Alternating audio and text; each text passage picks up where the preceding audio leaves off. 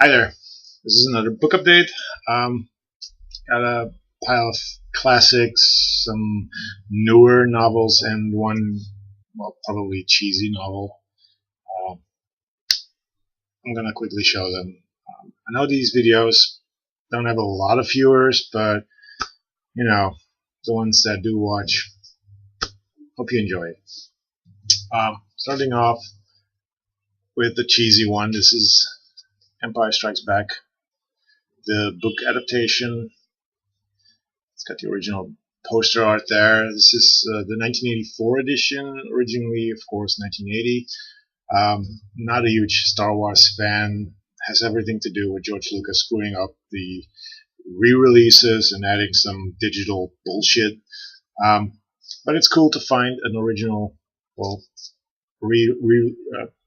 reissue from 1984, but still original vision of Empire Strikes Back. It's not a comic book, it's really a novel. See, that's a cool find. Classic novels, picked up a few. Norman Mailer's The Naked and the Dead. Have not seen the movie, which is promoting, as you can see. Now a great motion picture. And I know this is about the war, Second World War in the Pacific Ocean. But I have never ever read it. So, and Norman Mailer is a writer that I have several books by, but I haven't started reading his books yet. But yeah, this is pretty damn cool. There he is, younger Norman Mailer. So this is a nice find. This is also a really nice find. Henry Miller's Nexus, part of the Rosy Crucifixion. The Rosy Crucifixion trilogy. This is the third and final part of it. I am still missing the very first one, which was called Sexus. I have Plexus, which is a big book, and then I have Nexus, which is a normal size book. Originally French. This is on the Black Cat label, which I love. But I only try to pick up the fiction or subjects that interest me. They have a lot of nonfiction. But yeah, this is pretty cool. This is a novel that I really wanted in a version that doesn't include the iconic figure on the cover. So I did find it with this castle. This is the 1993 reissue or re-release on Wordsworth Classics of Bram Stoker's Dracula. I don't think I need to talk too much about it. So it's been turned into movies a billion times, and it's a classic story of vampire. And I really enjoy that cover. From the same series, I also picked up a tiny little book. Well, it's actually two books of Don Quixote by Cervantes, Spanish writer. This is from. This is really old. Not this version. This is again from 1993, but.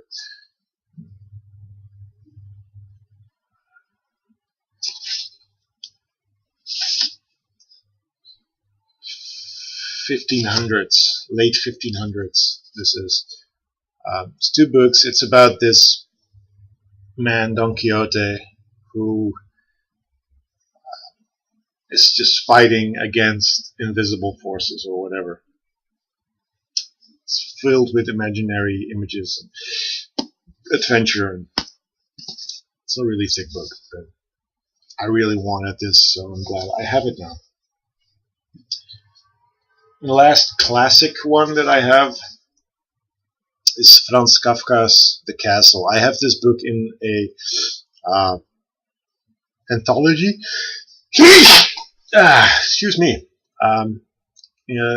Three of his books in one book: The Trial, Castle, and I believe America. So I already have this, but this is just a really beautiful looking edition. Paid €1.50 for it. There it is. So I could not pass this up. Beautiful. He writes about I also like Don Quixote, a single man's struggle against authority, and in a surreal and dark world. That's what his books mostly are about. Franz Kafka. The newer books, all Goodwill, by the way. This one was €1. I haven't dreamed of flying for a while by Daiichi Yamada. Japanese author. I don't know anything about him. This is sort of horror fantasy. I don't know. This is the guy in question.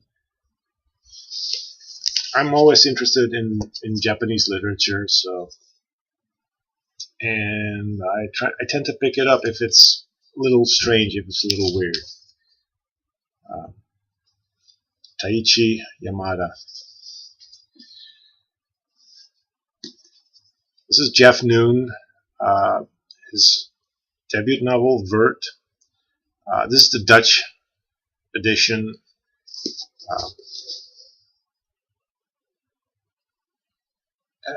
You English probably won't understand it because it's in Dutch. Recently read his book, Automated Alice, which is his interpretation of the Alice in Wonderland story set in modern day Manchester, where the people who live there are basically half human, half animals, or half human, half kitchen appliances.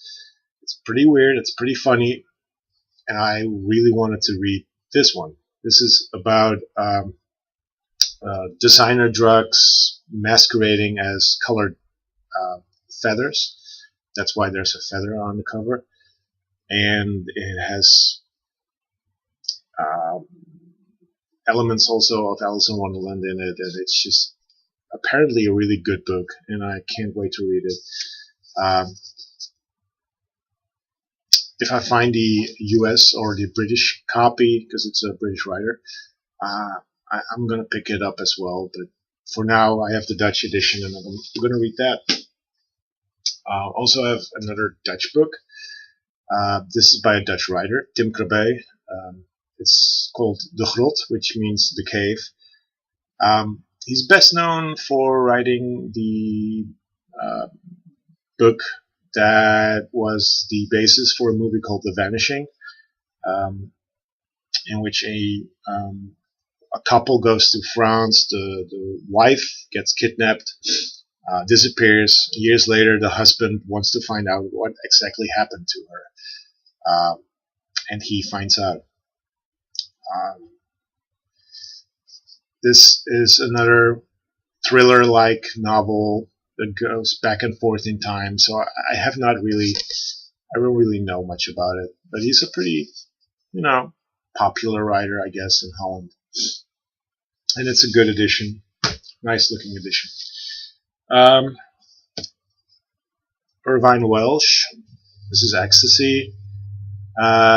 Three short stories or 4 short stories, I don't really know, but it's about drugs and about the chemical generation, as it's called here. I probably expect this to be like Trainspotting, which is also what he wrote. Yeah, I love this cover. There's a red head, there's a blue head. Irvine Welsh. This one I've seen in Dutch editions a lot of times, and now I saw the British edition. This is Carter Beats the Devil by Glenn David Gould, 720s. It's about magicianship and sort of a thriller-based story. I really, really love this image, and I'm interested in reading this. This was also €1.50. I think that's the most I've paid for books in this pile. The last book is probably the book that I'm most excited about. Another Japanese writer. I've read another book by him called In the Miso Soup. His name is Ryo Murakami, not related to Haruki Murakami, which is my favorite Japanese writer. Not just Japanese, he's my favorite writer, period. This guy is different. He's more violent, more strange, more, I don't know, experimental probably. This is his 1980 book called Coin Locker Babies. The first translation of the book, that's this one, came out in 1995. It's about two boys who